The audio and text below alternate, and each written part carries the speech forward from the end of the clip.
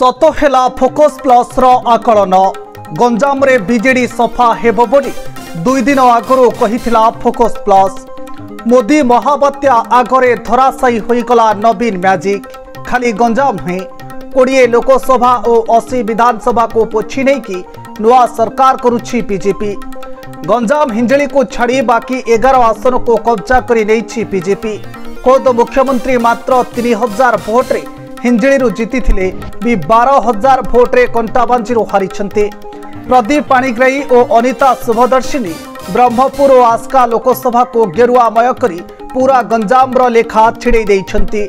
सोरडा, कविसूर्यनगर, पोलोसरा, खलीकोट, छत्रपुर, गोपालपुर, चिकिटी, ब्रह्मपुर, आस्का, भंजनगर सह सबु सीट एवं भारतीय जनता पार्टी कब्जा रही। ओडिशा रे बीजेडी ए दुर्नाम केवल पांडु दायी बोली साधारण जनता कहते।